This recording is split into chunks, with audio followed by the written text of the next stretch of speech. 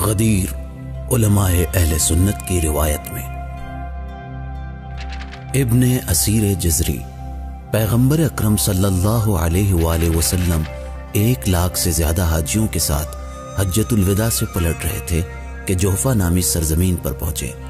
یہ وہ جگہ تھی جسے خم کہا جاتا تھا اور یہاں سے مدینہ، شام اور مصر جانے کا راستہ الگ ہوا کرتا تھا۔ سعد بن ابی وقاص پیغمبر اکرم صلی اللہ علیہ وآلہ وسلم نے خم میں صبر کیا کہ وہ لوگ جو قافلے سے پچھڑ گئے تھے وہ بھی پہنچ جائیں، اور جو لوگ آگے بڑھ گئے تھے انہیں واپس بلایا۔ جوفہ میں 5 بڑے اور خاردار درخت پائے جاتے تھے۔ پیغمبر صلی اللہ علیہ وآلہ وسلم نے فرمایا کہ کوئی بھی ان درختوں کے نیچے جمع نہ ہو۔ ابن مغازلی گرمی کافی شدید اور جھلسا دینے والی تھی۔ لوگوں نے اپنی ردا کے ایک حصے کو اپنے سر پر ڈالا ہوا تھا اور دوسرے حصے کو پیروں کے نیچے رکھا تھا تاکہ ان کے پیر نہ جلیں۔ ابن حجر عسقلانی پیغمبر نے فرمایا کہ درخت کے نیچے صفائی کی جائے، زمین پر موجود خار و خاشاک کو صاف کریں اور وہ جگہ نماز کے لیے آمادہ کریں۔ اذان کے بعد پیغمبر اٹھے اور درخت کے نیچے گئے اور نماز جماعت پڑھائی۔ نماز ختم ہونے کے بعد پیغمبر اکرم صلی اللہ علیہ وآلہ وسلم اس منبر پر تشریف لے گئے جسے اونٹوں کے پالان سے بنایا گیا تھا۔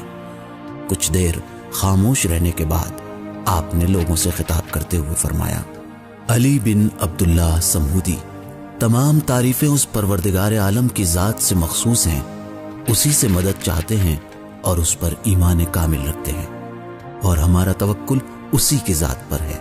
بھٹکنے والوں کے لیے اس کے سوا کوئی رہنمائی نہیں ہے، اور جس کی رہنمائی وہ کر دے پھر وہ ہرگز کسی دوسرے کو گمراہ نہیں کر سکتا ہے۔ میں گواہی دیتا ہوں کہ اس کے سوا کوئی خدا نہیں ہے اور میں اس کا بھیجا گیا رسول ہوں۔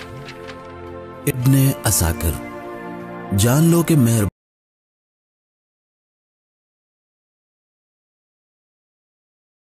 کی آدھی عمر سے زیادہ نہیں جیے گا۔ عیسی ابن مریم اپنی قوم میں 40 سال تک رہے اور میں نے 20 سال میں اپنی رسالت کی ذمہ داریوں کو انجام دیا ہے۔ ہم سب اپنے اپنے وظائف کے سلسلے میں پروردگار کی بارگاہ میں جواب دہ ہیں۔ ابن ماجہ لوگوں نے یکصدا ہو کر کہا کہ ہم گواہی دیتے ہیں کہ آپ نے اپنی رسالت کی ذمہ داریوں کو بخوبی ادا کیا اور ہمیں واعظ و نصیحت کرنے اور راہ خدا میں محنت کرنے میں کوئی کسر باقی نہ چھوڑی۔ پروردگار آپ کو جزائے خیر عطا کرے۔ ابن عبد البر پیغمبر اکرم صلی اللہ علیہ وآلہ وسلم نے فرمایا کہ جان لو کہ میں تم سے پہلے اس دنیا سے کوچ کر جاؤں گا اور تم سب حوض کوثر کے کنارے مجھ سے ملحق ہوگے۔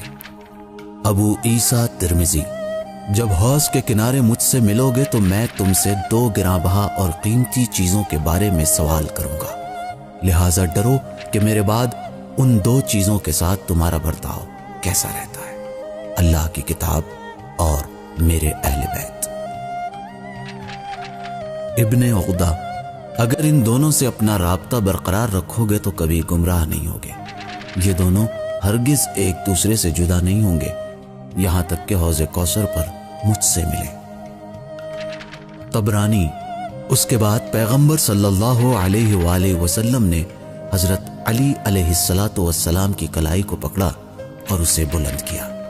ابن عقدہ اس کے بعد علی کے ہاتھوں کو بلند کیا، اتنا بلند کیا کہ دونوں کے بغل کی سفیدی نمودار ہو گئی۔ پیغمبر چاہتے تھے سب دیکھ لیں۔ ابن عبد البر ابھی علی کا ہاتھ بلند ہی تھا کہ آپ صلی اللہ علیہ وآلہ وسلم نے پوچھا: کیا میں تمہارے اوپر تم سے زیادہ حق نہیں رکھتا ہوں؟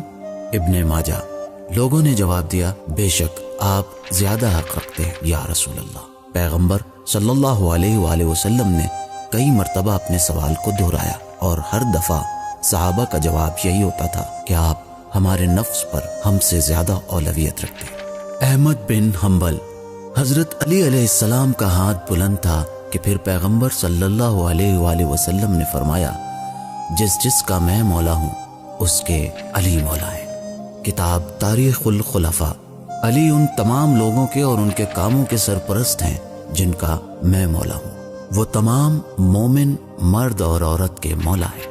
کتاب فرائد السمتین، پروردگارہ ان کی نصرت فرما اور اس کے ذریعے سے مسلمانوں کی نصرت فرما، پروردگارہ اپنی رحمت و عطوفت ان کے شامل حال کر۔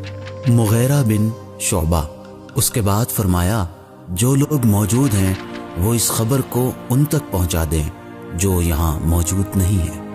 ابراہیم بن محمد ہموینی، پیغمبر اکرم صلی اللہ علیہ وآلہ وسلم کا کلام ختم ہوا، ابھی لوگ متفرق بھی نہیں ہوئے تھے کہ آیت نازل ہوئی، الیوم اکملت لکم دینکم۔ خطیب بغدادی، پیغمبر اکرم صلی اللہ علیہ وآلہ وسلم نے فرمایا اللہ اکبر اللہ اکبر اللہ اکبر، دین کے کامل ہونے اور نعمتوں کے تمام ہونے پر اور میری رسالت اور علی کی ولایت کے سلسلے میں پروردگار کی خوشنودی پر۔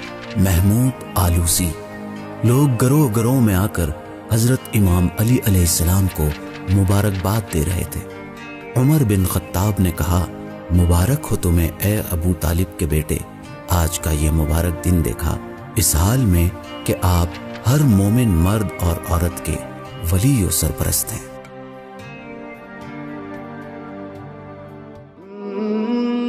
هديناه السبيل إما شاكرا وإما كفورا۔ اگر آپ ہمارے لیٹسٹ ویڈیوز کے بارے میں جاننا چاہتے ہیں تو ہمارے چینل کو سبسکرائب کریں اور بیل آئیکن کو پریس کریں۔ شکریہ۔